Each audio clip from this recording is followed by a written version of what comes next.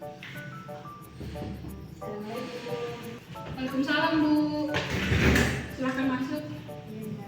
Ya, silahkan duduk Bu. Ya, baik Ibu, sebelumnya perkenalkan nama saya Fitriani selaku ahli gizi di rumah sakit ini.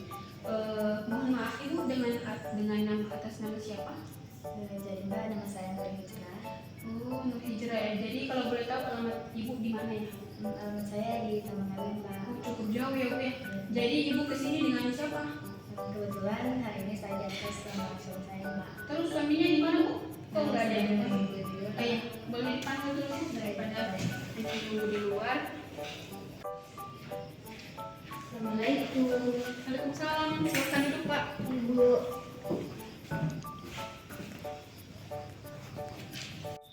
Baiklah, kalau boleh tahu kedatangan Ibu ke sini ingin mengkonsultasikan apa? Jadi begini Mbak, tadi kan saya sudah melahirkan, jadi saya ingin konsultasi terkait pemberian ASI eksklusif dan pentingnya ASI eksklusif untuk anak saya Mbak. Jadi sebelumnya anaknya umur berapa ya Bu? Anak saya itu umurnya sudah jalan 2 bulan Mbak. Kalau boleh tahu jenis kelaminnya apa ya Bu? Laki-laki Mbak, Oh, laki-laki. namanya Farhan. Iya. Sebelumnya Bapak Ibu usianya berapa? Jadi usia saya 27 tahun dan istri saya 24 tahun Mbak. Iya. Kalau boleh tahu kerjaan Bapak dan Ibu sehari-harinya bekerja apa ya? Jadi saya bekerja di bank, begitupun dengan istri saya Mbak. Oh, seperti itu ya Pak. Iya. Jadi sebelum kita mulai konsultasi ini, saya ingin menginformasikan kepada Bapak dan Ibu, konsultasi kita akan berlangsung selama 30 sampai 60 menit ke depan. Apakah Ibu berkenan?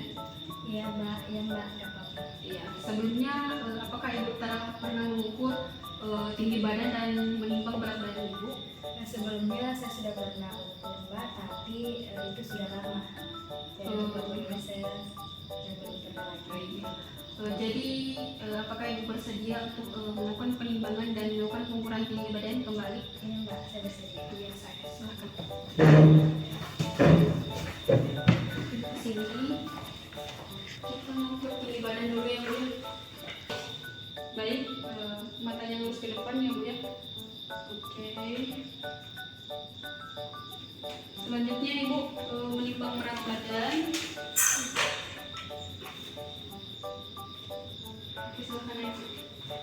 Jadi seperti tadi matanya menghadap ke depan. Oke.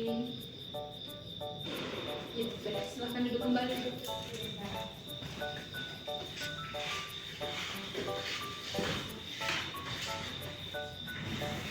Jadi berdasarkan hasil pengukuran antropometri tadi, tinggi badan Ibu di sini 144 dan berat badannya 48 kg. Jadi Mbak, hasil gizi saya itu dengan kondisi seperti itu bagaimana ya Mbak? Jadi untuk hasil perhitungannya di sini, Ibu masih tergolong dalam status gizi normal. Jadi saya mau bertanya, Ibu bagaimana pola makan Ibu sehari-hari? Ibu mengkonsumsi apa saja, boleh disebutkan Ibu? Jadi Mbak, untuk pagi hari saya itu biasa konsumsi nasi goreng, Iya. kemudian saya juga minum teh. Iya. Untuk makan siangnya Ibu makan apa ya?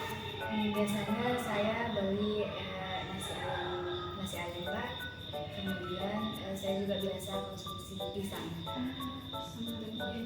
Untuk malam Ibu biasa mengkonsumsi apa?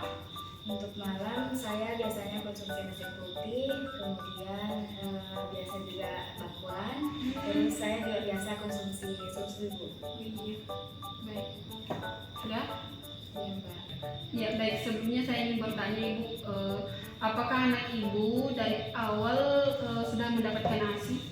Iya Mbak, anak saya dari awal sudah diberi ASI. Wah, alhamdulillah ya Bu ya, kalau begitu Ibu sudah melakukan yang tepat sekali dengan memberikan anak Ibu ASI di awal kelahiran.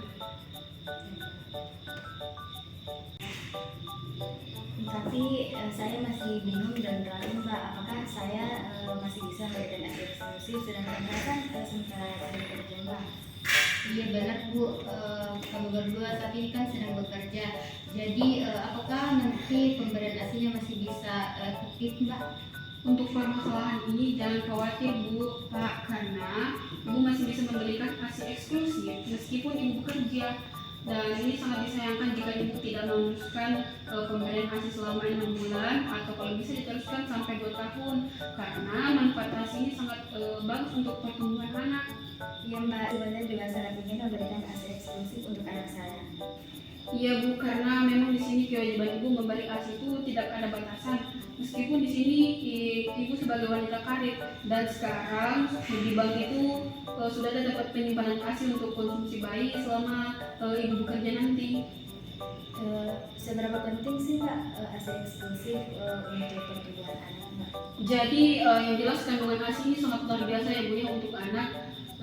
Kemudian ASI di sini tuh tidak bisa digantikan oleh susu formula.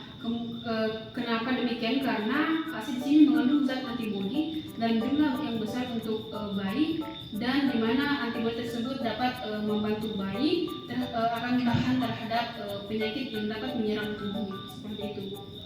Apakah dengan memberikan ASI eksklusif tanpa tambahan susu formula itu sudah mencukupi kebutuhan anak saya Mbak? Kalau demikian tentu saja tidak cukup karena dalam kandungan ASI di sini tuh memiliki manfaatnya yang luar biasa bagi bayi, di mana yang seperti tadi saya telah bahas kalau ASI itu mengandung zat-zat gizi yang dibutuhkan bayi dengan yang baik. Kemudian di sini ASI merupakan makan alami yang pertama untuk bayi. Kemudian ASI telah mencukupi semua kebutuhan energi dan nutrisi bayi yang diperlukan selama berbulan-bulan seperti itu. Jadi Mbak, saya kan pernah membaca beberapa hal seputar ASI. Nah katanya ASI itu mampu membuat hubungan ibu dan bayi itu menjadi erat dan mampu meningkatkan kesehatan ibu. Apakah itu benar Mbak? Ya benar sekali Bu. Selain yang Ibu sebutkan tadi, ASI juga dapat menunda kehamilan baru, kemudian membantu rahim kembali ke ukuran semula, kemudian juga dapat mencegah anemia. Sebelumnya apakah Ibu tahu bahwa menyusui juga mampu mengurangi risiko kanker payudara dan kanker ovari? Belum tahu. Iya, tentu saja banyak sekali kan manfaat ASI untuk bayi, juga selain memberikan dampak kesehatan untuk bayi, memberikan ASI kepada bayi juga memberikan dampak yang baik untuk ibunya sendiri. Nah jadi Mbak, saya juga pernah dengar bahwa itu juga membantu pertumbuhan dan perkembangan anak menjadi lebih cepat ya Mbak. Iya benar sekali Bu, ASI dapat membantu perkembangan sensorik dan kognitif pada bayi. Kemudian perkembangan kognitif bayi itu diberikan ASI lebih baik dibandingkan dengan tidak diberikan ASI. Jadi Bapak Ibu bisa melihat di sini. Ini ada beberapa leaflet tentang konseling ibu menyusui dan ada beberapa manfaat ASI. Ibu di sini bisa baca bahwasanya ASI itu memberikan kekebalan tubuh yang optimal untuk bayi. Kemudian ASI di sini merupakan pelindung dari berbagai alergi untuk bayi. Kemudian ASI di sini kaya akan zat penting yang dibutuhkan oleh bayi. Kemudian ASI yang menjadi sarana untuk mendekatkan bayi dengan sang ibu. Seperti itu. Wah ternyata luar biasa ya manfaat ASI Mbak. Nah jadi saya jadi penasaran Mbak, bagaimana sih cara untuk memperlancar ASI saya? Karena mendengar penjelasan tadi, saya jadi sangat bersemangat untuk tetap memberikan ASI pada anak saya meskipun saya lagi bekerja Mbak. Iya, syukurlah kalau begitu Bu ya. Ibu bisa terus memberikan ASI pada anak ibu meskipun ibu sedang bekerja.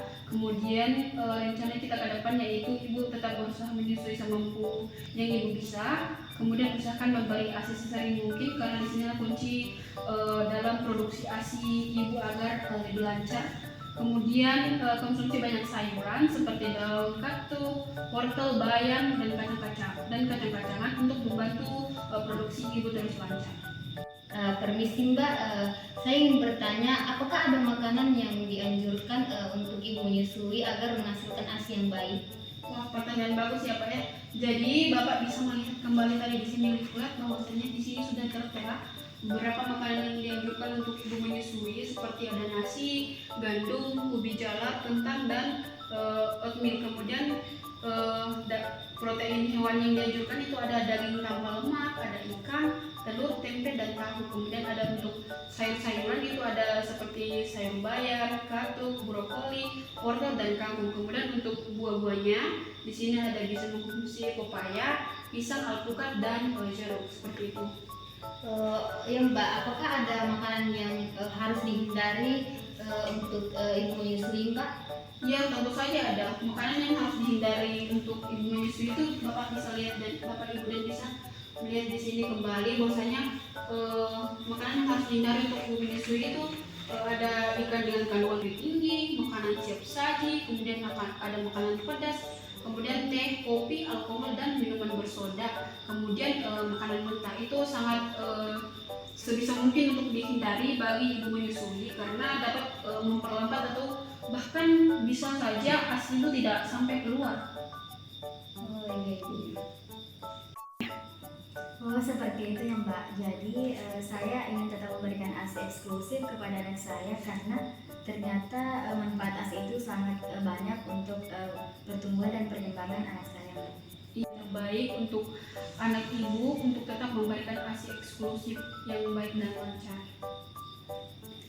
Kalau begitu Mbak, sudah cukup untuk konseling hari ini. Nanti kalau ada masalah, saya akan datang ke sini lagi Mbak. Baik Bu, Pak, apakah masih ada yang bisa saya bantu lagi? Sudah tidak ada Mbak. Kalau begitu kami permisi pamit dulu ya Mbak. Sebelumnya terima kasih atas kedatangan Bapak dan Ibu. Semoga anaknya Ibu sehat-sehat selalu ya Bu ya. Terima kasih Mbak.